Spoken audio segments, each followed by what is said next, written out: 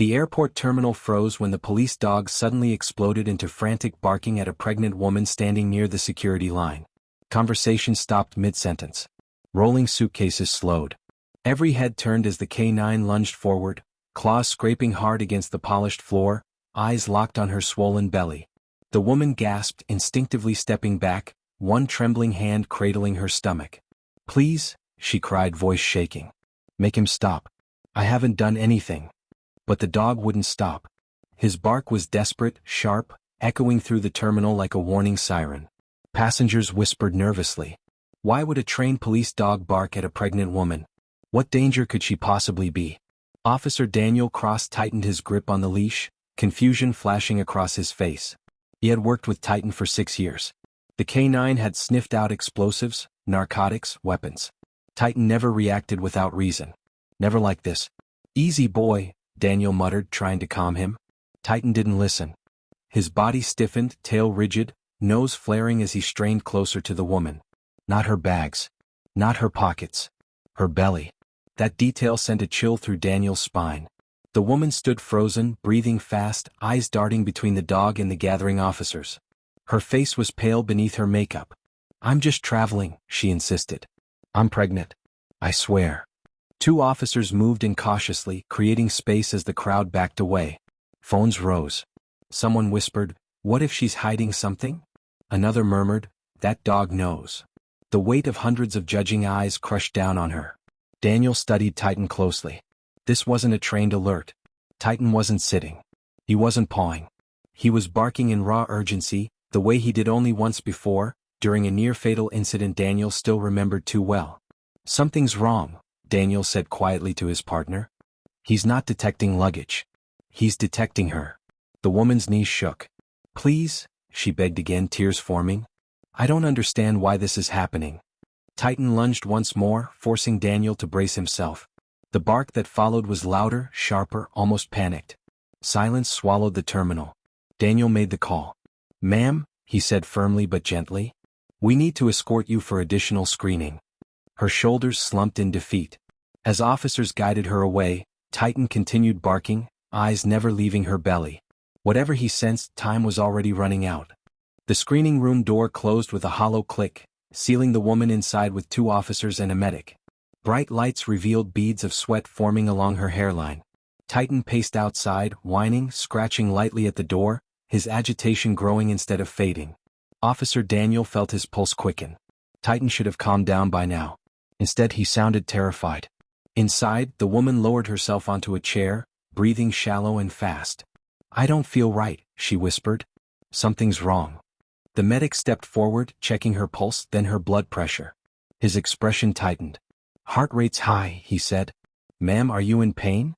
Before she could answer, the woman doubled over, clutching her stomach as a sharp cry escaped her throat. The medic reacted instantly, guiding her back, calling for assistance. Outside, Titan howled. Not a bark. A howl. Daniel's chest tightened. He'd only heard that sound during life-or-death moments. "Open the door," he ordered. As paramedics rushed in, Titan strained so hard Daniel nearly lost his footing. The dog's focus narrowed, intense and unwavering. He wasn't reacting to fear. He was detecting something internal. "This isn't a medical emergency," Daniel murmured. "Not entirely." The lead paramedic pressed gently against the woman's abdomen. She screamed.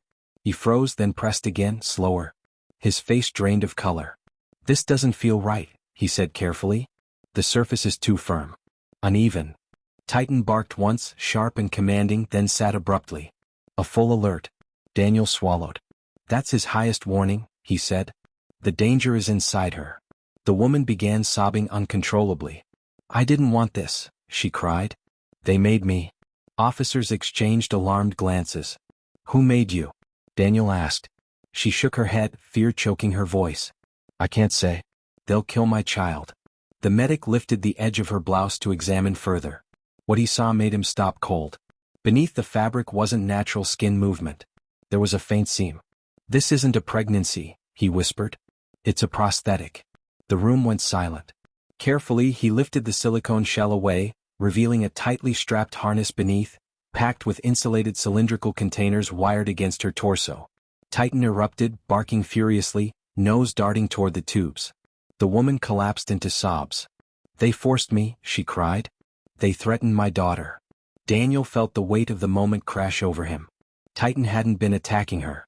He'd been trying to save her. But when one container was opened, releasing a faint hiss, the medic stiffened. This isn't drugs, he said quietly. This is illegal biotech. Daniel's blood ran cold. Whatever this was, it was far bigger than one terrified woman. And the people behind it were already moving. The airport erupted into controlled chaos. Gates locked down. Officers flooded the terminals. Titan's behavior shifted, focus sharpening as he caught a fresh scent. He's tracking, Daniel said, already running. Titan pulled hard, leading him through the crowd toward Terminal C. Ahead, a man adjusted his blue tie twice, eyes flicking toward security. Titan growled. The man bolted. Stop. Daniel shouted, sprinting. Passengers screamed as the suspect shoved past them, racing for an emergency exit. Titan surged forward and leapt, slamming the man to the ground. Officers swarmed in seconds, cuffing him as Titan sniffed his jacket, then barked again. Another set. Another target. Titan dragged Daniel toward a restricted service corridor where voices whispered behind a maintenance door. Officers stacked up. The door burst open. Inside, 3 men froze beside a table stacked with insulated cases, laptops glowing with routes, names, faces. Victims. Titan lunged, pinning one suspect as another tried to flee. Within moments, all were restrained. The operation collapsed in real time. The circle, as the woman later named them, was finished. Hours later, the noise faded. In the medical wing, the woman sat wrapped in a blanket, harness gone, fear slowly releasing its grip. Federal agents assured her she wouldn't be charged. She was a victim. Protective custody was arranged for her and her daughter. Tears streamed down her face, not from terror now but relief. I thought no one would see me, she whispered. I thought I was invisible. Daniel entered quietly, Titan at his side. When she saw the dog, her hand flew to her mouth. He knew, she said through tears. He knew before I did. Titan stepped forward gently, tail wagging once, eyes soft. She reached out, touching his fur with trembling fingers. Thank you, she whispered. You saved us. 2 days later, headlines called it a miracle. Daniel called it instinct. As he and Titan walked the terminal again, everything felt different. Safer. Lighter. A woman approached, holding a small stuffed toy. For him, she said softly. Titan accepted it with quiet dignity. Daniel smiled. As she walked away toward a protected future, Daniel looked down at his partner. Titan met his gaze, calm and proud. The truth was simple. The dog hadn't barked at a pregnant woman. He'd barked at the lie hiding the danger. Because heroes don't always speak. Sometimes they bark until someone listens.